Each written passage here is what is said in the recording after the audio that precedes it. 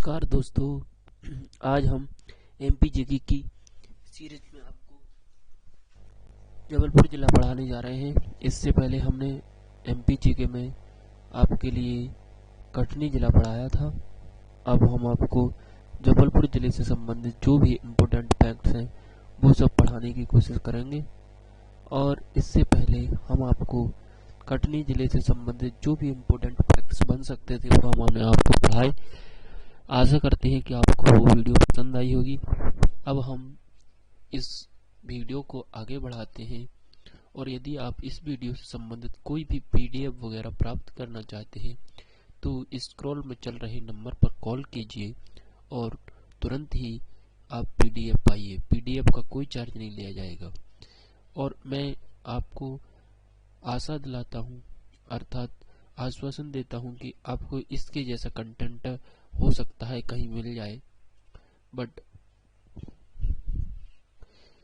चलो स्टार्ट करते हैं अपन। जबलपुर जिला। जबलपुर इस संभाग में 8 जिले आते हैं। तो जबलपुर जिले में कुल कितने जिले आते हैं? 8 जिले। अगर मैं बात करूं तो जबलपुर के अलावा इंदौर भी एक ऐसा जिला है जिसमें 8 जिले आते हैं। यानी कि जबलपुर और इंदौर जिले जबलपुर और इंदौर संभाग, जब संभाग की बात की जाती है, अभी तो अपन जबलपुर जिला पढ़ रहे हैं। जबलपुर भी एक खुद जिला मुख्यालय है, यानी कि स्वयं जिला मुख्यालय है।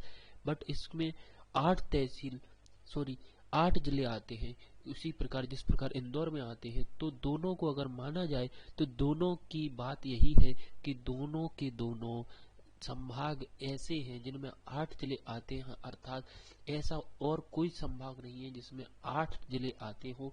तो आपको अगर क्वेश्चन पूछ ले कि भाई कौन सा संभाग है जिसमें सबसे ज्यादा जिले आते हैं, तो आपको या तो ऑप्शन दोनों मिल सकते हैं, तो ए और बी दोनों लगा सकते हो, इंदौर और जबलपुर, या फिर ऑप्शन दोनों में से कोई एक ऑप्शन में होगा तो अपन उसको टिक कर देंगे। जबलपुर जिले में 7 तहसीलें हैं। इसके लिए अपन को कोई ज्यादा याद करने की जरूरत नहीं है।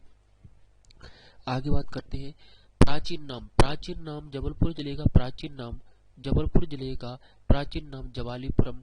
जबलपुर जिले का प्राचीन नाम क्या है? जवालीपुरम, त्रिपुरी, तेवर और महाकौशल। ये सब किसके? जबलपुर जिले के प्राचीन नाम है।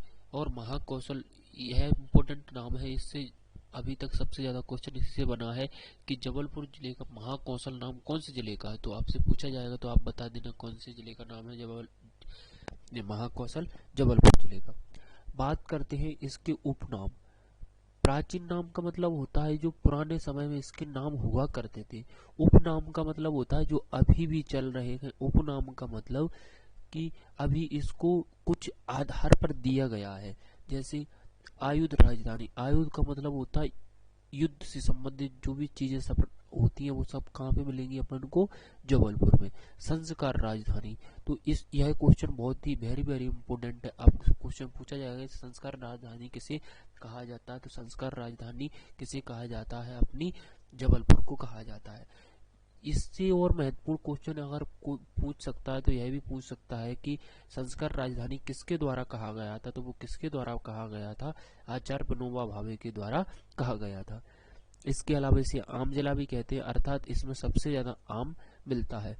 संगमरमर की नगरी। संगमरमर की नगरी भी इसे कहा जाता है, लेकिन सफेद संगमरमर सबसे ज्यादा मिलता है, जबकि अगर हरा संगमरमर पूछे तो कहाँ मिलता है? अपने ग्वालियर में। ठीक है, आगे बढ़ते हैं अपन।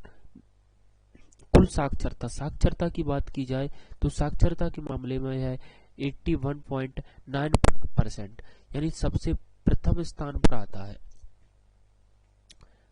जबकि अगर कुल मिलाकर वैसे पुरुषों में बात करें तो कौन सा है? इंदौर। और महिलाओं में कौन सा है? भोपाल जिला। तो इस प्रकार से साक्षरता का भी क्रम आपको बता दिया गया है। आशा करते हैं आपको यह वीडियो अच्छी लग रही होगी। वीडियो को अंत तक अवश्य देखते रहें ताकि आपको कुछ सीखने को अवश्य मिले। ठीक है, तो बढ़ते हैं अगले पॉइंट पर, जिसमें लिखा है जबलपुर जनसंख्या की दृष्टि से दूसरे स्थान पर है। यानी कि जनसंख्या की दृष्टि से दूसरे स्थान पर है। और पहले स्थान पर हम आसानी से जानते हैं कि पहले स्थान पर कौन सा जिला आता है। तो पहले स्थान पर कौन सा आता है? अपना इंदौर जिला आता है। ठीक, तो जबलपुर कौन से स्थान पर है जनसंख्या की दृष्टि से? दूसरे स्थान पर। अब बात करते हैं लिंगानुपात। लिंगानुपात की यानी कि सेक्स रेशियो की बात करें तो यहाँ पर 929 प्रति हजार पुरुष है। यानी कि यहाँ की जो लिंगानुपात का मतलब होता है सेक्स रेशियो, मतलब कि यहाँ की अगर पुरुषों की तुलना में महिलाओं की संख्या कितनी कम है, तो इसमें ओनली कितनी कम है? 69 कम है। यानी कि 1000 महिलाओं पर कितनी 1000 पुरुषों पर 929 महिलाएं हैं। ठीक है, अब बात करते हैं इसकी नदियाँ। नदियाँ, नर्मदा नदी तो यहाँ की सबसे प्रमुख नदियाँ हिरण आदि, ये सब क्या होती है? नर्मदा नदी होती है। ज़्यादा इम्पोर्टेंट फैक्ट ओनली यही है कि नर्मदा नदी से संबंधित क्वेश्चन पूछा जाता है। नर्मदा महोत्सव, नर्मदा महोत्सव कहाँ मनाया जाता था? पहले कब मनाया जाता था? कहाँ पर? जी, मनाया जाता था जबलपुर में। परंतु अभी 2019 से नर्मदा महोत्सव अमरकंटक में होने लगा है। अमरकंटक वही स्थान जहाँ से क्या निकली है? नर्मदा नदी। अनूपपुर जिले से कौन निकली है? नर्मदा नदी। तो वहाँ पर क्या हुआ था? नर्मदा महोत्सव हुआ था। ठीक है, आगे बढ़ते हैं। मध्य प्रदेश का हाई कोर्ट मुख्यालय कहाँ है? जबलपुर में। जबकि खंडपीठ इसकी मतलब कि दो पार्ट और हैं, एक तो कौन सा है? इंदौर, और दूसरा कौन सा है? ग्वालियर। तो आपसे क्वेश्चन, यही क्वेश्चन इंपोर्टेंट है, आपसे पूछा जा सकता है कि मध्य प्रदेश का हाई कोर्ट कहाँ पर है? तो कहाँ पर है? जबलपुर में। और इसका अगर बात की जाए कि खंडपीठ कौन कौन सी है, तो इंदौर और ग्वालियर। मध्य प्रदेश का शक्ति भवन, शक्ति का मतलब होता है ऊर्जा वगैरह, तो एक तो आयुध राजधानी बोलते हैं, इसी प्रकार से अपन शक्ति भवन भी कहाँ पर है? जबलपुर में। प्रदेश का पहला नगर निगम प्रदेश का पहला नगर निगम कहाँ पर था? है जबलपुर में है। प्रदेश में सबसे अधिक मछलियों का उत्पादन भी जबलपुर में होता है। अतः और मत्स्य नीति कब आई थी? 2008 में। तो आपसे क्वेश्चन पूछा है मछलियों का उत्पादन, वैसे उत्पादन कौन करता है मछलियों का? कोई नहीं, लेकिन मछली पालन के मामले में सबसे ज्यादा उत्पादन कहाँ पर होता है? तो एक प्रकार से अपन कह सकते हैं कहाँ पर होता है? ये जबलपुर में होता है। अब होम रूल की स्थापना सबसे पहले जबलपुर में ही हुई थी। झंडा सत्याग्रह, सबसे पहले जबलपुर में ही हुआ था। सब कहाँ पर अगर बात की जाए तो मध्य प्रदेश में सबसे पहले कहाँ हुआ था? जबलपुर में। जबलपुर कैमूर का पठार एवं सतपुड़ा क्षेत्र के अंतर्गत आता है। तो जाहिर सी बात है कि इस प्रकार से अब मैं आपको कैसे बताऊं? इस प्रकार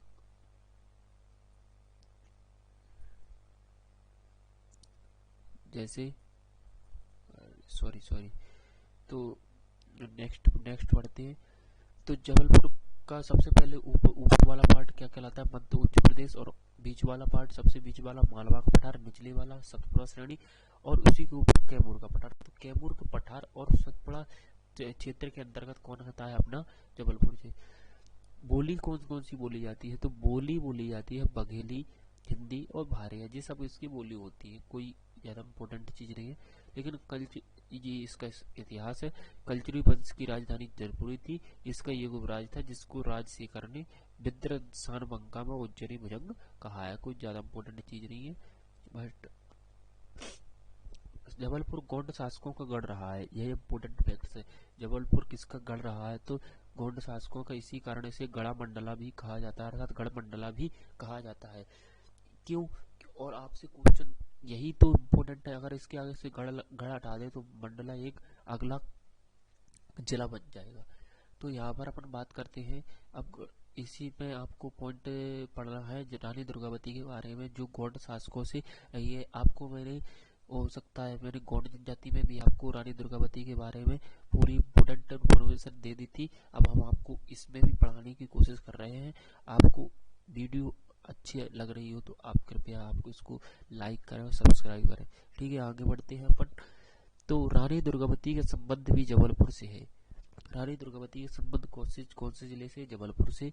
रानी दुर्गावती का जन्म 5 अक्टूबर 1524 को हुआ था। ऐसा माना जाता है कि जब इनका जन्म हुआ था तो उस समय नवरात्रि चल रहा था। उसी कारण इनके पिताजी ने इनका नाम क्या रखा? दुर्गावती। मृत्यु इनकी हुई 24 जून 1564 में नरई नाला जबलपुर के पास। रानी का विवाह किसके साथ हुआ था? दलपत साहब मडावी के साथ हुआ था तथा पुत्र का नाम क्या था? वीर नारायण। इनकी समाधि बरेला ग्राम कहाँ में है।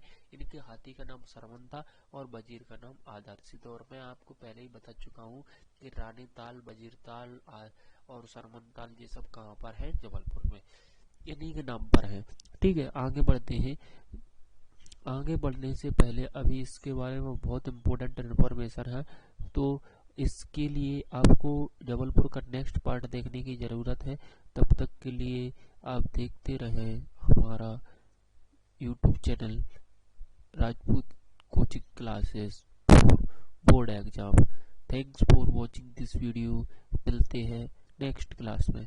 और अगर आपको इस वीडियो से संबंधित कोई भी जिज्ञासा यानी डाउट बना हो तो हमें कमेंट करके जरूर बताएं। तब तक के लिए मिलते हैं नेक्स्ट क्लास में। धन्यवाद।